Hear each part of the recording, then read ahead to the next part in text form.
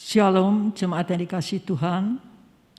Sebelum kita masuk dalam ibadah ini, marilah kita mengambil waktu tenang dan mempersiapkan diri kita.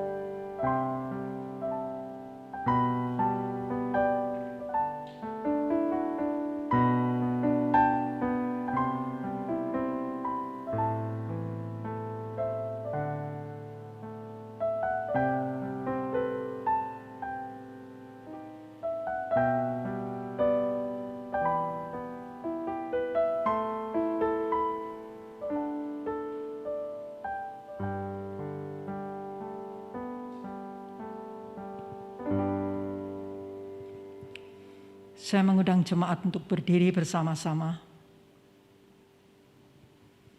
Saudara yang dikasihi Tuhan, hari ini kita memasuki masa Prapaskah. Untuk mengawali masa Prapaskah, kita menandainya dengan penerimaan abu. Penorehan abu yang kita adakan, kita terima adalah lambang kesiapan untuk menjalankan pertobatan melalui puasa, pengendalian hidup. Dan secara khusus hari ini, kita akan berkumpul bersama untuk mendalami arti pertobatan dan puasa. Kita berharap masa Prapaskah ini dapat menjadi masa introspeksi diri, sehingga saat Paskah tiba, kita juga merasakan kebangkitan Kristus. Saudara yang dikasihi Tuhan, semua yang kita lakukan kiranya terarah pada Tuhan. Ia sendiri yang melihat pertobatan kita. Karena itu, marilah kita mengawali kebaktian Rabu Abu dengan hati yang terarah kepada Tuhan.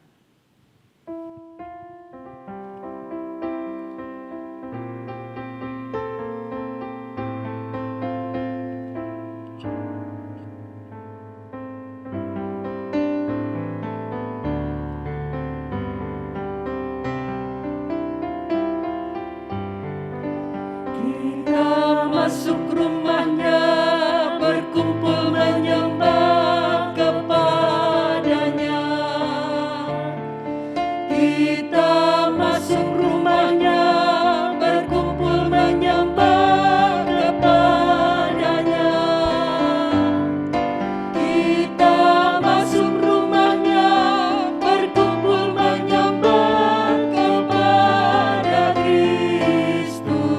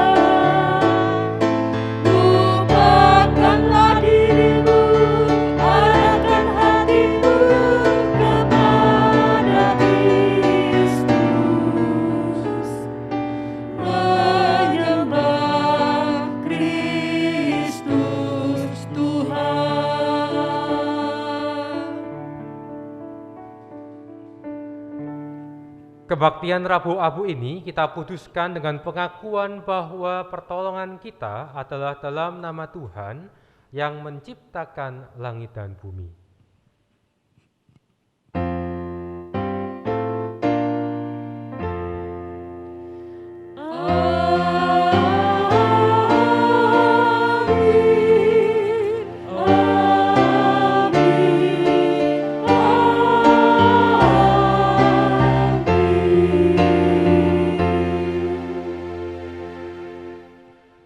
karunia dan damai sejahtera dari Allah Bapa kita dan dari Tuhan Yesus Kristus, serta persekutuan dengan Roh Kudus menyertai saudara sekalian.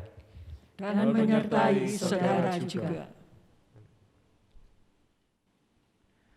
Saudara-saudara yang dikasihi Tuhan Yesus Kristus, pemazmur pernah berkata dalam Mazmur 103 ayat 15 dan 16. Adapun manusia hari-harinya seperti rumput, seperti bunga di padang, demikianlah ia berbunga. Apabila angin melintasinya, maka tidak ada lagi ia, dan tempatnya tidak mengenalnya lagi. Itulah kita manusia yang tinggi hati dan sering membanggakan diri. Melalui ibadah ini, kita akan bersama-sama belajar merendahkan diri di hadapan Tuhan dalam tema koyakkanlah hatimu.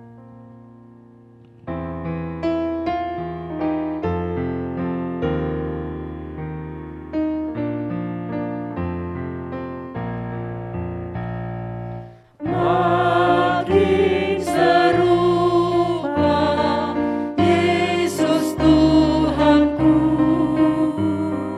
inilah sungguh kerinduanku. Makin bersabar, lembut dan merendah, makin setia dan rajin bekerja. Ya Tuhanku, ku berikan padamu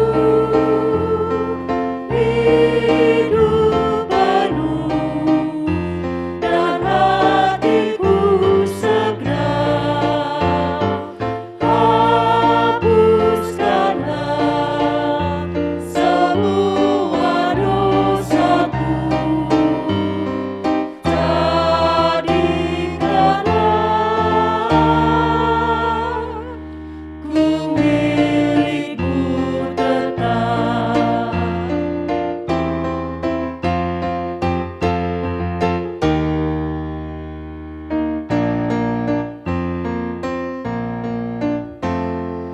Makin serupa Yesus Tuhanku, ini selalu cita-citaku.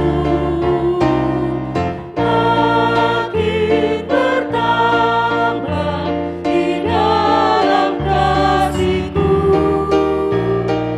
makin bersungguh menyangkal diriku. Ya Tuhanku, ku berikan padamu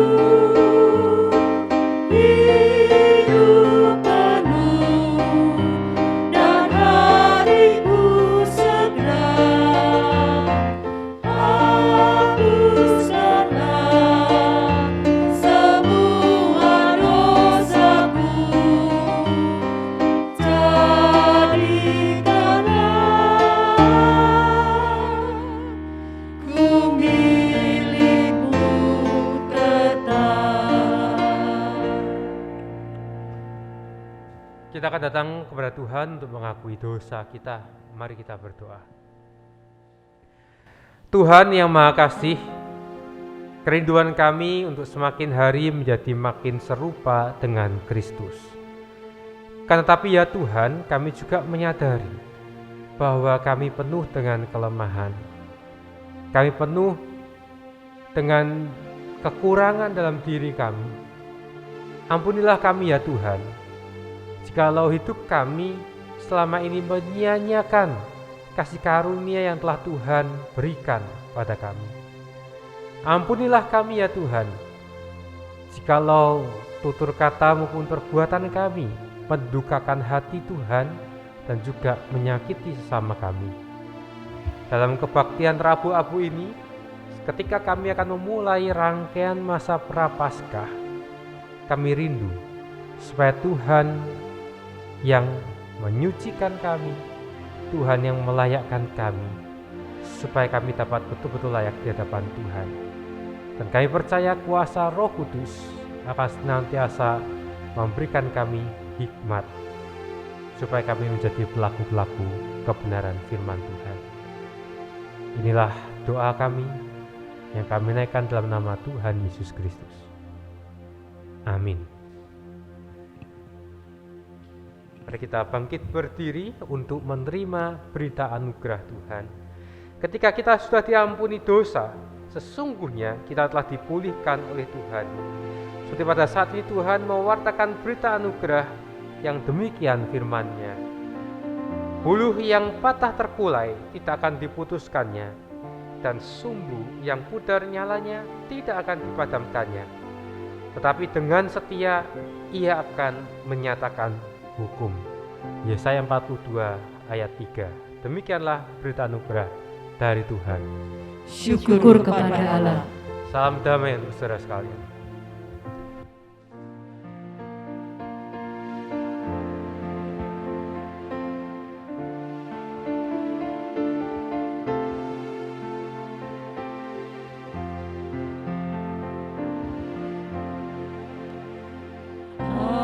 Ajaib benar anugerah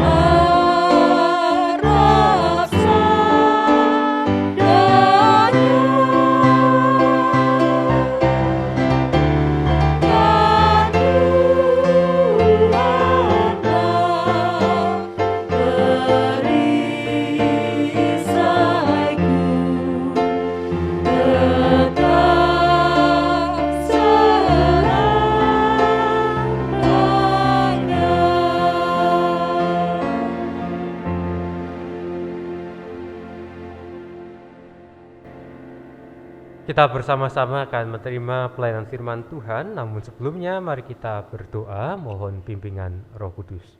Mari kita berdoa. Tuhan, betapa ajaib anugerah yang telah Tuhan berikan pada kami. Kami manusia yang terhilang, kami manusia yang penuh dengan dosa, kami manusia yang sebetulnya tidak layak untuk menerima kasih karunia dari Tuhan. Kan tetapi anugerah-Mu nyata melalui Yesus Kristus yang telah berkorban bagi dunia. Dan sebagai respon kami terhadap kasih karunia Tuhan, maka kami pun punya kerinduan untuk belajar pada kebenaran firman Tuhan.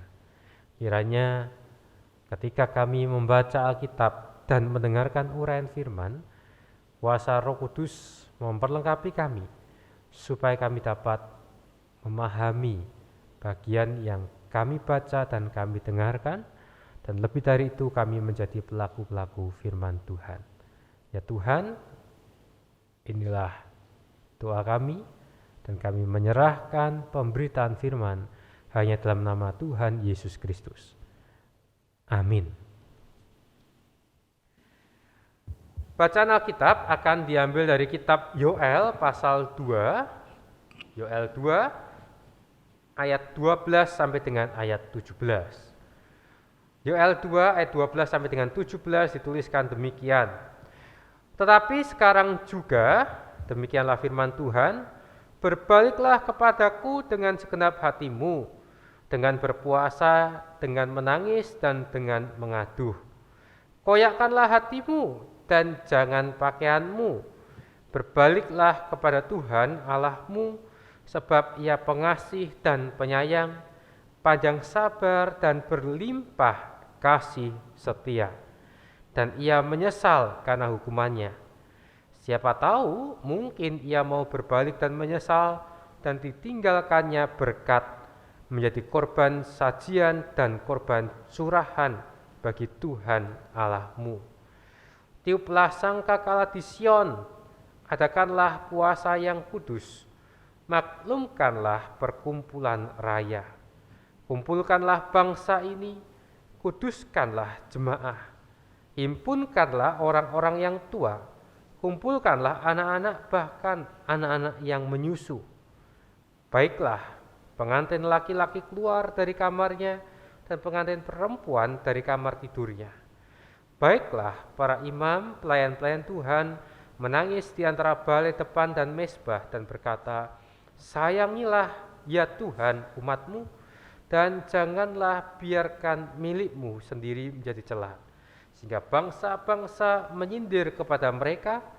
Mengapa orang berkata di antara bangsa, di mana Allah mereka? Demikianlah firman Tuhan. Berbahagialah kita yang membaca, mendengarkan, dan memelihara dalam kehidupan setiap hari. Hosiana.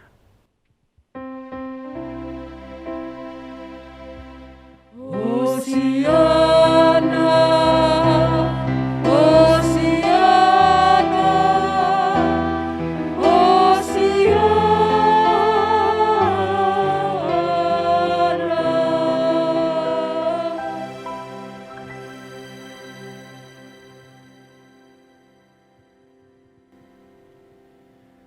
Bapak Ibu saudara-saudara yang dikasihi Tuhan Yesus Kristus, tema kita adalah koyakkanlah hatimu. Bapak Ibu saudara, kita mungkin pernah mendengar yang namanya artificial intelligence, yaitu sebuah kemampuan intelijen khusus, kemampuan khusus untuk bisa merekayasa sesuatu. Nah, salah satu yang paling sederhana, artificial intelligence atau AI itu ada di kamera handphone yang baru-baru, kamera handphone yang ada bagian kamera depan untuk selfie gitu ya. Nah, AI ini dia bisa mendeteksi, dia bisa menampilkan ya, foto hasil yang lebih baik. Sehingga jangan heran Bapak Ibu Saudara, kalau sekarang ada orang yang tipenya lalu. Lalu itu apa? Ketika lihat foto lah, ketika ketemu lu ya. Jadi kenyataan tidak seindah aslinya. Nah, Bapak Ibu Saudara, ternyata itu begitu laris. Bahkan kalau Bapak Ibu Saudara senang bermain TikTok ya. Saya tidak bermain TikTok, tapi beberapa orang yang bermain TikTok mengatakan TikTok itu ternyata dari aplikasi bawaannya itu kameranya sudah ada filternya, Saudara. Jadi kalau saudara main TikTok itu pasti kelihatan lebih cakep, lebih cantik. Dan kalau lihat TikTok pasti juga orang-orangnya lebih cakep, lebih cantik. Tapi itulah dunia kita sekarang. Foto, tampilan, segala sesuatu orang berupaya untuk diubah kelihatan indah, kelihatan bagus dari luar. Mengapa? Karena tidak dapat dipungkiri dunia melihat apa yang tampak secara jasmani. Dunia menilai apa yang kelihatan di luarnya. Nah, Bapak Ibu Saudara, sehingga tidak mengherankan banyak orang berlomba-lomba untuk mengubah tampilan luarnya. Banyak orang berlomba-lomba untuk kelihatan bagus dari luarnya. Kan tetapi kalau orang yang berlomba kelihatan bagus dari luarnya, apakah itu betul-betul menunjukkan siapa dirinya? Contoh yang sederhana Bapak Ibu Saudara, kalau kita lihat cara berpakaian. Pakaian ini identitas. Seringkali kita menilai seseorang dari pakaiannya. Apakah seseorang yang pakaiannya kelihatan religius, otomatis juga menunjukkan siapa dirinya? Bisa ya, bisa tidak. Karena tapi seringkali penampilan itu menipu. Ya, kalau Bapak Ibu Saudara pernah mendengar cerita-cerita penipuan, biasanya penipu itu kan orang kalau mau menipu nggak mungkin pakaiannya lusuh, gitu. Kalau mau meyakinkan orang untuk mengambil keuntungan pasti pakaiannya rapi. Ya. Nah, seringkali penampilan luar digunakan tidak sebagaimana mestinya. Nah, hal itulah yang juga rupanya Bapak Ibu Saudara terjadi pada bangsa Israel di zaman Nabi Yoel. Ketika itu Nabi Yoel menyerukan pada Israel untuk bertobat. Ayat 12, tetapi sekarang juga demikianlah firman Tuhan, berbaliklah kepadaku dengan segenap hatimu, dengan berpuasa, dengan menangis, dan dengan mengaduh. Seruan Nabi Yoel ini adalah seruan yang memang wajar bagi bangsa Israel pada waktu itu ketika mereka ingin menunjukkan ritual-ritual pertobatan. Bahkan mereka mengoyakkan baju mereka menaburkan abu di kepala mereka bahkan ada yang duduk di atas abu sampai sekian hari. Itu merupakan ritual-ritual yang mereka jalani sebagai tanda, sebagai bukti nyata kalau mereka melakukan ritual pertobatan. Dan apa yang dilakukan itu membuat orang menjadi takjub. Dan mereka berlomba-lomba untuk menampilkan itu supaya apa? Supaya kelihatan kalau mereka bertobat. Kan tapi apakah hal itu berkenan di hadapan Tuhan? Rupanya Tuhan tidak berkenan dengan apa yang tampak dari luar. Karena biasanya apa yang tampak dari luar itu tidak abadi. Apa yang tampak dari luar itu tidak nyata. Apa yang tampak dari luar itu tidak bisa berjalan langgeng. Oleh karena itu Nabi Yoel menyerukan, koyakkanlah hatimu dan jangan pakaianmu. Dalam bahasa yang lain kata koyakkan ini ibarat ada yang menafsirkan dengan kata hancurkanlah hatimu. Saudara, mengoyakkan hati atau menghancurkan hati berarti hati adalah pusat dari kehidupan. Hati dianggap sebagai pusat yang membuat seseorang untuk melakukan tindakan-tindakan.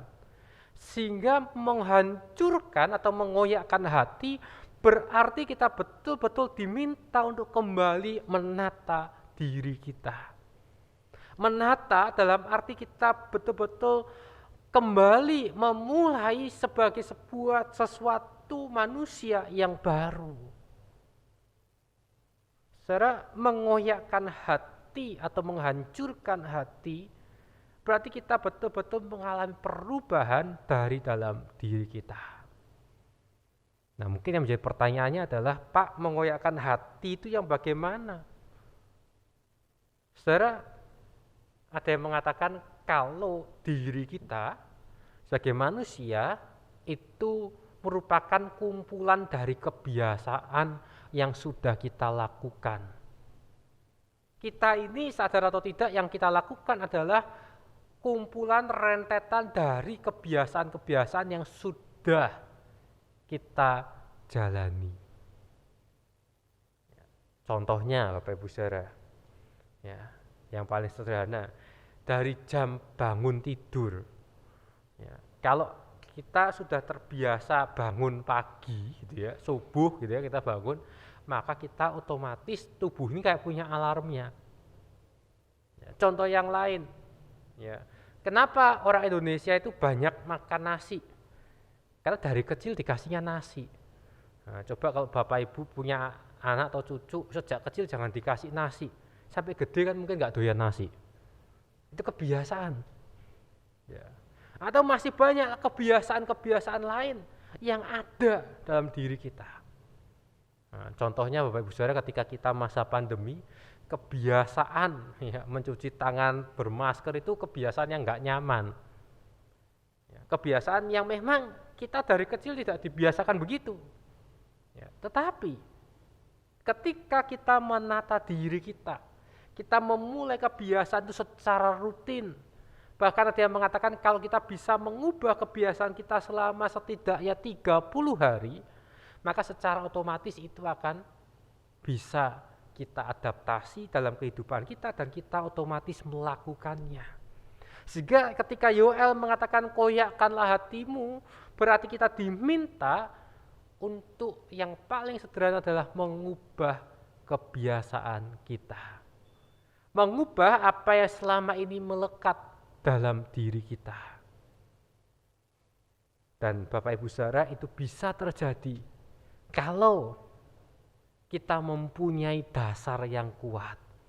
Kalau kita mempunyai motivasi yang kuat untuk kita dapat mengetahui apa yang menggerakkan kita. Apa yang betul-betul membuat kita dapat melakukan itu. Selama kita tidak menemukan motivasi, kita tidak menemukan dasar yang kuat, maka menjalankan kebiasaan itu pun juga nggak akan bisa berjalan lama.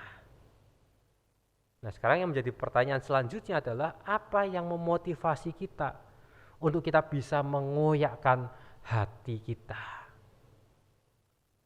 Bapak Ibu Saudara, Nabi Yoel dalam bacaan kita menyerukan kepada Israel untuk bertobat karena Yoel melihat kehidupan Israel sudah menyimpang jauh dari jalan Tuhan. Dan Yoel menyerukan pertobatan karena Yoel ingin mengingatkan bahwa mereka telah menerima kasih karunia Tuhan.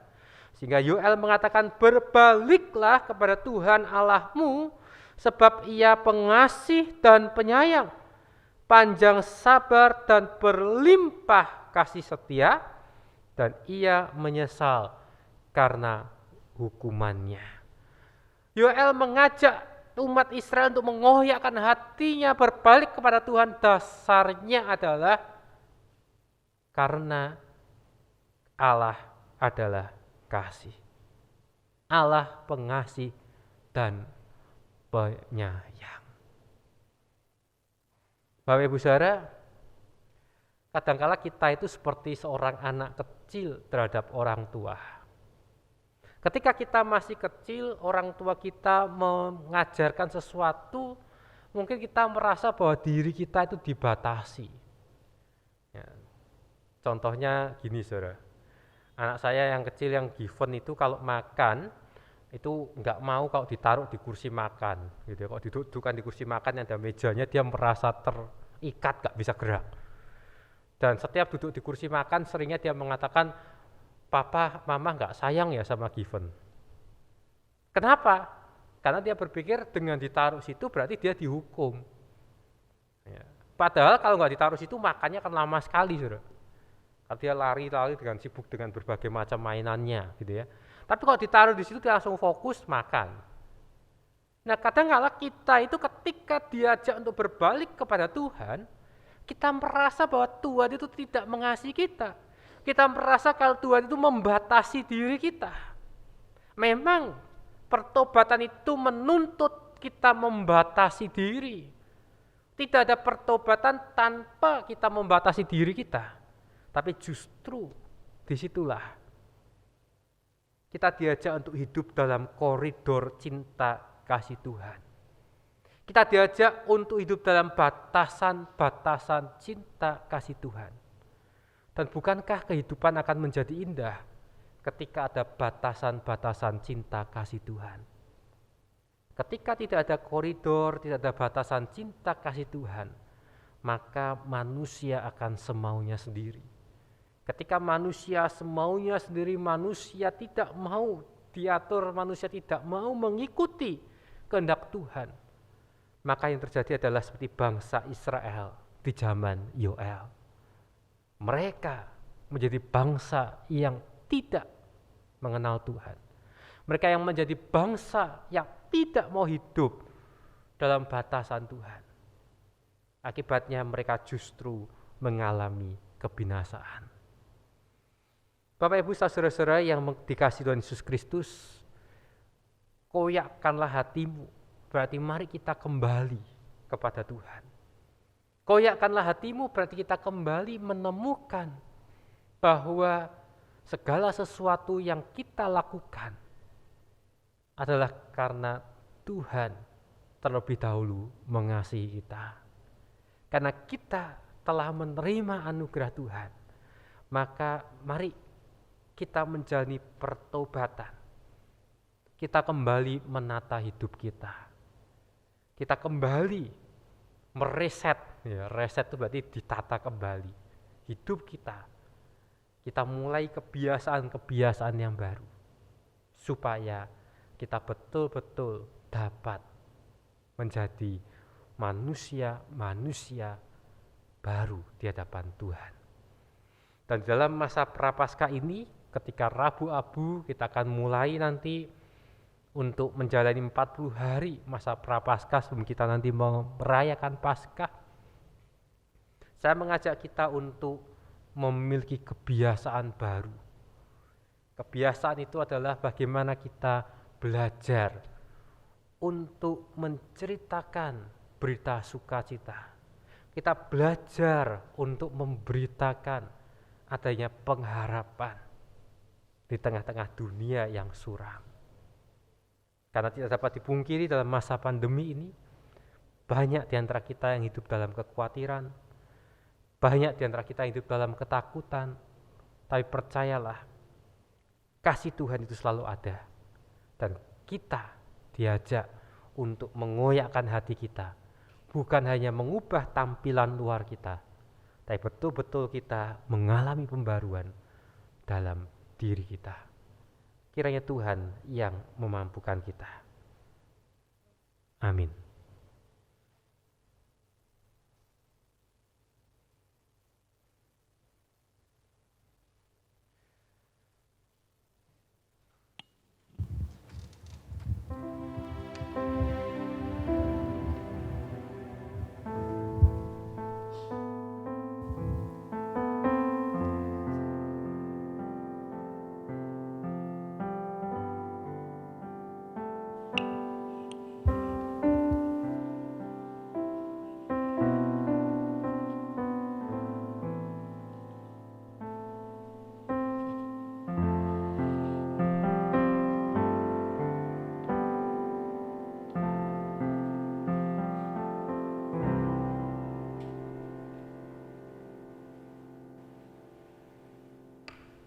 Saudara-saudara, kita akan memasuki bagian pengolesan abu. Sebelum kita melakukan pengolesan abu, saya memberikan beberapa hal untuk saudara pahami, bahwa pengolesan abu dalam kebaktian Rabu Abu bukanlah sakramen. Ya, sakramen kita hanya baptisan dan perjamuan kudus. Tetapi pengolesan abu ini adalah lambang atau bagian dari kita melakukan tindakan-tindakan simbolik untuk kita memasuki masa Prapaskah. Dan karena kita tidak beribadah secara langsung, maka pengolesan abu ini bisa saudara-saudara lakukan nanti di rumah. Setelah saya selesai mengoleskan abu, saudara-saudara bisa mengoleskan abu di dahi saudara-saudara masing-masing. Jadi karena ini bukan sakramen, jadi tidak harus dilakukan oleh pendeta, tapi Bapak Ibu Saudara bisa melakukannya secara mandiri. Kita akan memasuki pengolesan abu. Saudara-saudara, abu ini adalah lambang kerendahan. Mari kita oleskan di dahi sebagai tanda bahwa kita menyadari kerendahan kita di hadapan Tuhan. Abu ini adalah lambang kefanaan. Mari kita oleskan di dahi sebagai tanda bahwa kita menyadari kita ini debu dan akan kembali menjadi debu. Abu ini adalah lambang permohonan. Mari kita oleskan di dahi sebagai tanda bahwa kita sungguh-sungguh bertobat dan mengharapkan belas kasih Allah. Saya akan mengoleskan abu di dahi saya, kemudian Bapak Ibu Saudara bisa mengikuti dengan mengoleskan abu di dahi masing-masing.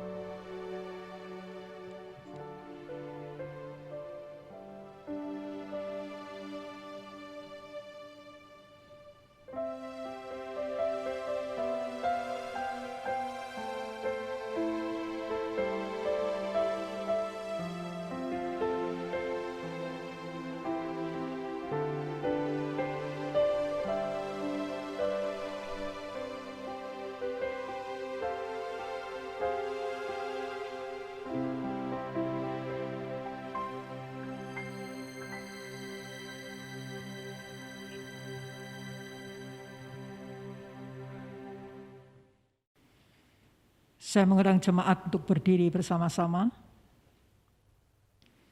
Marilah kita bersama dengan umat Allah di masa lalu, masa kini, dan masa depan mengingat pengakuan pada baptisan kita menyatakan, Aku percaya pada Allah, Bapa yang Maha Kuasa, Khalik langit dan bumi, dan kepada Yesus Kristus, Anaknya yang tunggal Tuhan kita, yang dikandung dari Roh Kudus, lahir dari anak darah Maria, yang menderita sengsara di bawah pemerintahan Pontius Pilatus, disalibkan, mati dan dikuburkan, turun ke dalam kerajaan maut. Pada hari yang ketiga, bangkit pula dari antara orang mati, naik ke surga, duduk di sebelah kanan Allah, Bapa yang Maha Kuasa. Dan dari sana Ia akan datang untuk menghakimi orang yang hidup dan yang mati. Aku percaya kepada Roh Kudus, gereja yang kudus dan am, persekutuan orang kudus, pengampunan dosa, kebangkitan orang mati, dan hidup yang kekal. Amin. Kami persilahkan duduk kembali. Kita akan menaikkan doa syafaat dan diakhiri dengan mengucapkan doa Bapa kami. Mari kita berdoa.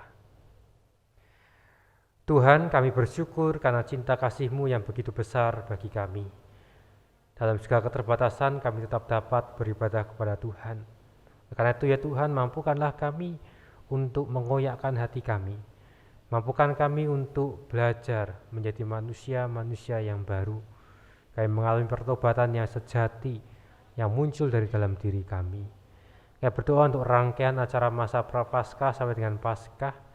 Meskipun kami tidak dapat melakukan kebaktian secara langsung, Tuhan menyertai setiap acara-acara yang dilakukan secara online, kiranya itu mendatangkan kebaikan bagi kami semua.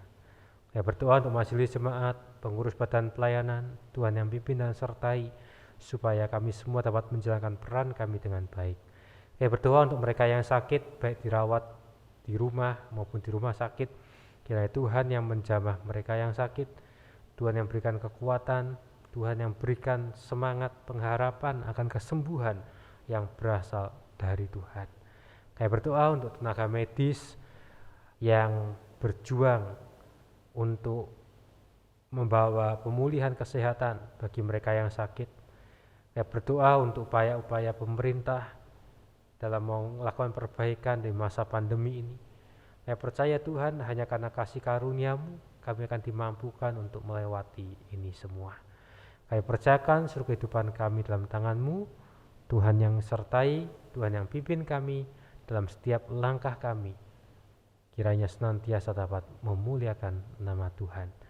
Inilah doa syafaat kami yang kami naikkan dalam nama Tuhan Yesus Kristus yang mengajarkan kami berdoa. Bapa kami yang ada di surga, dikuduskanlah nama-Mu, datanglah kerajaan-Mu, jadilah kehendak-Mu di bumi seperti di surga. Berikanlah kami pada hari ini makanan kami yang secukupnya, dan ampunilah kami akan kesalahan kami, seperti kami juga mengampuni orang yang bersalah kepada kami. dan janganlah kami dalam pencobaan, tapi lepaskanlah kami dari yang jahat. Karena Engkaulah yang punya kerajaan, dan kuasa, dan kemuliaan sampai selama-lamanya. Amin.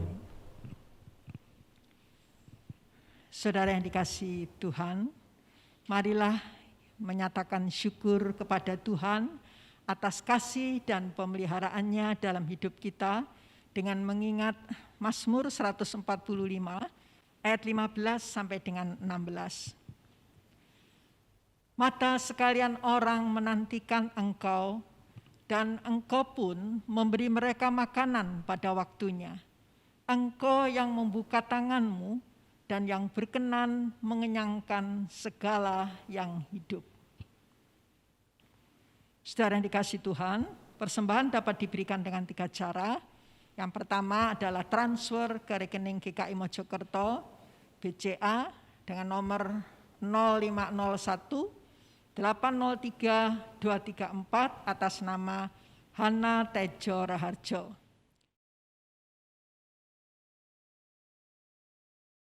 Yang kedua, melalui amplop bisa dimasukkan dalam kotak yang tersedia di gereja atau kontak Penatua Sektor untuk membantu saudara. Yang ketiga, dengan melalui scan kode QRIS seperti yang terlihat di layar saat ini.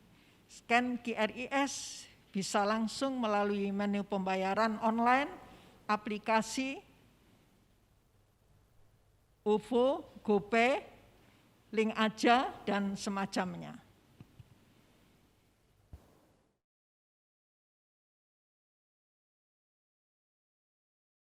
Saya mengundang jemaat untuk berdiri bersama-sama. Kita akan menaikkan doa persembahan. Bapa di dalam surga, Allah yang penuh kasih dan rahmat, sungguh kami mengucap syukur karena pemeliharaan Tuhan dalam kehidupan kami. Maha sempurna kasih Tuhan, tidak akan pernah ada yang seperti Engkau ya Allah, dari dahulu, sekarang, sampai selamanya. Kami mengucap syukur atas berkat-berkat yang sudah kami terima dari Tuhan, dan yang akan kami terima sepanjang umur hidup kami karena pemeliharaan Tuhan yang ajaib. Berkatilah persembahan kami ini Tuhan, sucikanlah, sehingga melalui persembahan ini, kerajaan Tuhan di muka bumi ini, melalui GKI Mojokerto, boleh menjadi berkat bagi kemuliaan nama Tuhan. Terima kasih Tuhan, inilah doa syukur, pengharapan kami yang kami panjatkan di dalam satu nama, yaitu Yesus Kristus, Juru Selamat kami. Amin.